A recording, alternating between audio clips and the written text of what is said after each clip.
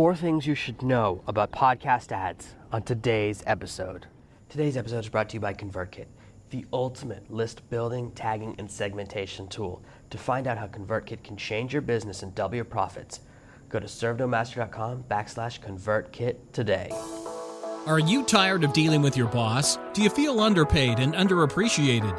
If you want to make it online, fire your boss and start living your retirement dreams now, then you've come to the right place. Welcome to Serve No Master Podcast, where you'll learn how to open new revenue streams and make money while you sleep. Presented live from a tropical island in the South Pacific by best-selling author Jonathan Green. Now, here's your host. Starting a new podcast can be daunting, and even when you have your new podcast going, you run into all these moments of question where you wonder if you've made the right decision. Do I really want to work on this podcast forever? Do I like this topic? Am I ever going to make money for this podcast? How many listeners do I need before I can start trying to get ads? Whatever path to monetization you decide, there are going to be different pieces and different steps in that process. And today we're going to talk about the idea of getting paid advertisers for your episodes. And one of the things that make podcast ads different than everything else is understanding the way podcasts work. Podcasts are not radio. There's a reason I don't say I have a radio show. When you have a radio show, many of your listeners are passive. They're flipping stations and they end up on your station. And as soon as they hear a commercial, they flip away. That's how we all deal with the radio. That's the reason when I was living back in America, I had satellite radio. I don't want to hear his commercials. Change station. And most stations there don't have advertising as well. You don't have to deal with it very often, but for some of the stations you do. It's not like television. On television, you start watching a show and then another show comes on after, another show comes after, another show comes after. And so you're very passive about what you decide to watch. You're much more letting the television tell you what to watch. Even when you record a program and use TiVo or however you do your DVRing, you then skip over the commercials. Because of the way you listen, because of the way you interact with television, the value of television advertising is going through the floor. The same thing with the value of radio advertising. Many companies, many larger companies, smaller companies, they're all moving towards advertising in new ways because these old formats, they're just not very effective anymore. For a long time, when I first got into online marketing, I used to work in local consulting. I used to help small businesses rank on Google to bring them traffic. And some of these businesses, they'll spend $10,000, $20,000, $30,000 in advertising in the yellow pages or in newspapers, and they would say, there's no way I'm spending $1,000 on digital marketing. And I would say, that's awesome. I haven't seen the yellow pages in 4 years. I didn't even know they still made it. So it's really definitely the best way to spend your advertising dollars.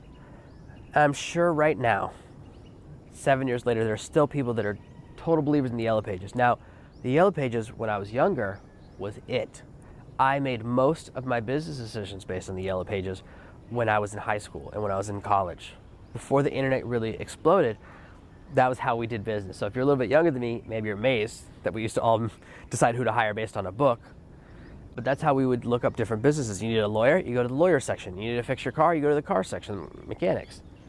All of these things we used to do, well, they change and the market's changed. Now podcasting is very much a decision. You chose to listen to this episode. You had to find me. You had to subscribe, you had to click download, you had to wait for that download, then you had to click play. All at your convenience. And everyone makes, when they have a successful podcast, when they start to reel their podcast, different advertising decisions. Every one of my episodes starts with an introduction and then a quick advertisement. But I know if you're using Overcast or any app like that, you can click fast forward, and as soon as you hear the music, you know all the ads are finished. I'll never add a second ad. I'll never be a 2 advertisement guy. I'll never put one in the middle of the show. I hate all of that stuff. I have one to let you know what I'm promoting, let you know what I'm all about. And you'll notice it's also kind of hard to fast forward because it's so short. They're usually 7 to 12 seconds. I try to be very, very quick, share something that I'm excited about, a product that I use, and a product that's very valuable and that I have a little bit of a relationship with, and then I move on. But some shows, they have these huge, epic conversations where the guys, it's 2 or 3 guys and gals, and they start talking about the product and they pretend like they don't do this every single episode. But you don't need that experience because you have to understand the way it works. Your audience, when you have a podcast, made a decision to listen to. They're actively listening. They said, I want to listen to this show, and then they said, I want to listen to it right now when they hit play. I have about 20 different podcast shows in my phone of different shows to listen to. There's some about podcasting, some about being an author, and some that are entertaining. I have 3 different ones I listen to that are about bad movies. I have a couple of that I listen to about storytelling, all these different ones. And honestly, I don't listen to a different one every day. Once I get into one, I just listen to that one a lot. I listen to a back catalog, this and that. We listen in a different way, but it's active listening. So when you have an ad on your show, it's more valuable because the people have chosen to be there. Now, you can sour that relationship, which is why I talk bad about a couple of podcasts I listen to, because they overdo it. I don't need to listen to a 4-minute discussion about why you love Squarespace. Everyone in the world knows that Squarespace advertises on podcasts all over town. And listening to some celebrity pretend they built their own website using Squarespace is so ridiculous. It's so unnecessary. I'm sure it's a great platform. I'm sure there's nothing wrong with it. But I've been using WordPress for a long time, and WordPress is free, and WordPress is amazing. Every website I've ever built has been on the WordPress platform in the last, not full 10 years, because 10 years ago I did build a website using HTML. And boy, what a nightmare. But I did successfully build a website with about 5 pages of HTML using an old template. So I know it's totally doable, but man, WordPress is what I use, and that's why it's what I recommend, and it's free, so I can't try and sell it to you. But these big companies are exploding, and they've become very profitable because they've noticed that when people listen to podcasts, they have a much higher level of engagement. They have a much stronger relationship with the show. Why? Because it's not just something they're listening to passively. And because good podcasts only have 1 or 2 commercials, they don't have 20 commercials. You watch television, you watch a 30-minute television show, 22 minutes of content, 8 minutes of commercial. More than 25% of your television time is spent watching commercials. When you increase the ratio or the quantity of the commercials, it really kills the value of each individual commercial. So most podcasts don't do that because you really risk alienating your audience when you overdo it, which is why any podcast that does too many commercials, I complain about all the time. And I spend ages fast forwarding because it's not worth my time. Right now, number 2, listening is massively up across the board for podcasts. Podcasts are not shrinking, they're growing. Something around 21 million people are listening to podcasts every single month, and the number keeps going up, up, up, up. People that listen to podcasts can afford smartphones, are technologically savvy, and buy things online. These are the type of people that you really want to go after. With television advertising, they always talk about demographics.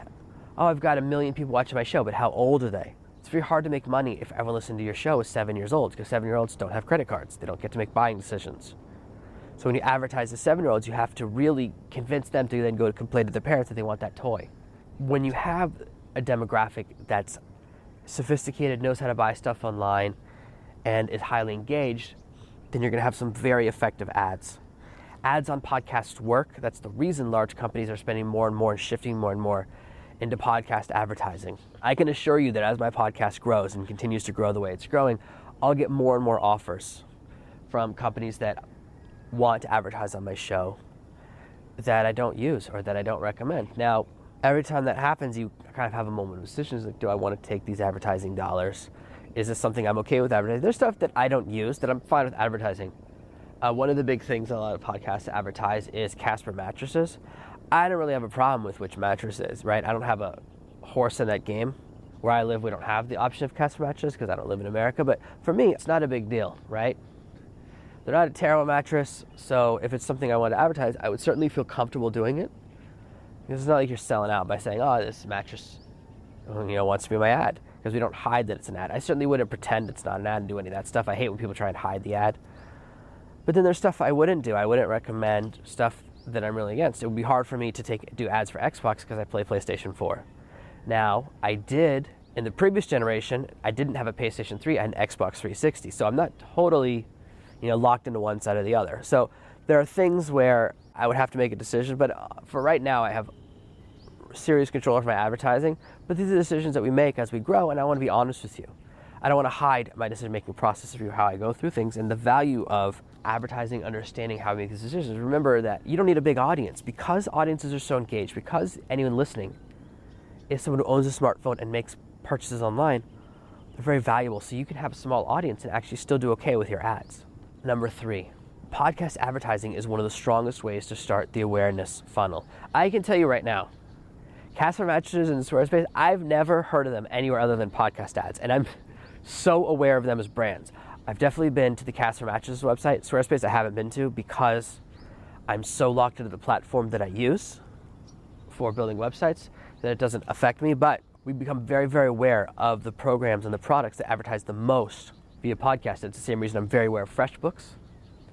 And as someone who's always struggled with bookkeeping, that is one of the few products that I do recommend that I've also heard on other podcasts. But that's just because it's actually a really good product. It's not just because they send me money. Right now, anyone that I recommend is something that I use or I've used in the past or that part of my team uses. I don't recommend stuff that I don't actually use. I don't have time for that and I don't need to do that. Starting the awareness funnel means you're getting on someone's radar. Many times we have to interact with or see an ad up to 30 times before it becomes something we're thinking about buying or something we're thinking about doing. And you may notice that you've heard me mention ConvertKit 20 or 30 times and you go, maybe I will check out that ConvertKit website. Or we say the same thing about Thrive Themes. And one of the reasons I'm a big advocate of those two products is because they're a huge part of my business. The majority of my income is controlled by these two pieces of software. Thrive Themes is continually blowing my mind with all these new features and all these new tools I'm discovering within the software. So it's easy for me to be excited about it because I keep building new things into my website and I discover, oh, I don't need to buy another tool. I don't need to buy a quiz making piece of software. Thrive Themes has a way of doing it. I don't need to buy a new way of letting people leave reviews, letting people leave testimonials, connect people, finding out what they thought about different episodes and different products. Thrive Themes has a tool inside that does it. So it's exciting for me when I talk about things that I use a lot and I'm excited about. It's very easy. But for many ads, we have to hear them over and over again before we really pay attention. Oftentimes, especially if you use the Overcast app or other apps, you see the ad and you skip right past it. You do everything you can to avoid it. We train ourselves to ignore it. We're trained to ignore ads because we see so many. We often see hundreds of advertising messages every single day. I'm very lucky. One of the best things about where I live is that I'm very limited in my exposure to ads. Now, there are ads on my island. There's a few billboards here and there for different hotels. Billboards is a strong word. There's no billboard that's a full-size billboard like in America. I think there's one or two that are half-size. But otherwise, it's usually something that someone printed out on their printer, laminated sometimes, and then stapled to a tree or a stick. So I don't have to deal with the nightmare that's billboards everywhere. And if you haven't seen it, actually, The Greatest Movie Ever Sold, by the guy that did Super Size Me, it's a really, really good documentary. And I never recommend documentaries, but it's a really good one, kind of showing what it's like and how often we run into ads. There's a city in South America, I can't remember which city it is, where they banned advertising, and it looks so weird. It looks like you're in a movie because there's not all these offensive ads everywhere making the place ugly. The city just looks nice. There's no ads on the taxis. There's no ads on the sides of buildings. You can just enjoy living, and it's such a different world, but we're so used to it. And with online, unfortunately, it's a constant war between ad blockers and advertisers. For the last 5 years, I've never seen an ad on Facebook. I've had them all blocked. Even though I do run my own advertising, I've always blocked all the ads in there because I have no interest in that stuff. I hate it. But now they've changed the technology, and right now the ads are showing again because my ad blocker hasn't found a way to stop this new technological advance by Facebook. So in this back and forth war, I'm being exposed to more ads again. But when your audience sees thousands of ads a day, they're not going to respond to one. This is why you have an advertiser that appears on episode after episode after episode, because they know it takes time for people to become aware. So they see it in a couple of your episodes, they hear about it in a couple of podcast episodes, then they see maybe in the sidebar on Facebook, and then the ad begins to follow them around with retargeting. So it's okay that people don't make the initial decision to buy from your podcast. This is why they pay you for advertising rather than you just making your money as an affiliate. That's the difference with this type of advertising. Number 4, I'll say it again, and this is something you should know, podcast ads are very effective for the advertisers. The advertisers can grow very large businesses and make a lot of money with a successful podcast advertising campaign. I even consider, and I'm thinking about this quite often, I sometimes wonder about cross-promoting and buying advertising on podcasts that I'm a fan of to bring in new fans to this show. It's something I have thought about doing. I haven't done it yet, but if you are someone who's listening and you found me that way, it means that later on I did decide to try that out. I've thought about it because I know you can advertise on different shows for very low money. It's not a lot of money in selling ads to podcasts, to your show, unless you have a really huge following. So one of the things that you can do is by advertising on shows that are a little bit bigger than yours. It's not expensive. Once you capture all those audiences where you're paying $50 an ad here and there, then you jump up to the $100 in ad places. It's very effective, and it's a good way to grow your audience, but you can do just as well doing guest interviews and having the guests then email their list to say they're on the show. If you decide to go the route of monetization through ads, be aware that your audience is valuable, the fact that they listen actively, the fact your audience is growing, the fact they're technologically savvy, and the fact that ads work. Those mean you should get paid a decent amount of money to let someone advertise on your show. When you make those decisions, be aware of this information. Now, personally, I don't like a lot of ads on a podcast. I think there are better ways to monetize. I like being in control of the ads I run on my own show. I would much rather use the model of recommend stuff I like, and then if people buy something, I get an affiliate commission and only recommend stuff I like or stuff I use or stuff I believe in.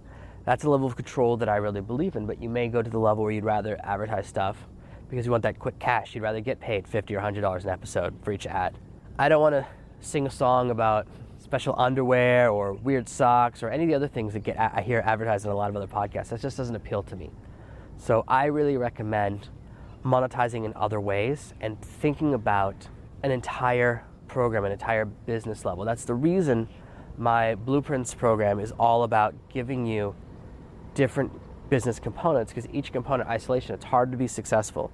There are podcasts that don't make their first dollar for 5 or 6 years. They have to wait for that advertising money, especially the entertainment podcast. They have to wait until they have a big enough audience that someone wants to advertise with them. And one thing I noticed is at first, they struggle and they go through 4 or 5 years, and then they end up joining a network. And then they start to get some ads, and that means the network is taking away a large percentage of their takings. So while I'm not a big fan of waiting for money in this way, I do want you to have a deep understanding of the monetization process for your episodes and these 4 essential things that you should know about podcast ads and podcast advertising. Thank you for listening to this week's episode of Serve No Master. Make sure you subscribe so you never miss another episode. We'll be back tomorrow with more tips and tactics on how to escape that rat race. Head over to servenomaster.com/podcasts now for your chance to win a free copy of Jonathan's bestseller, Serve No Master. All you have to do is leave a 5-star review of this podcast. See you tomorrow. To celebrate the launch of this podcast, I'm giving away some epic prizes. You could win an Amazon tab and have me personally turn you into a best-selling author. To win your part of over $20,000 in prizes, go to servenomaster.com/contest.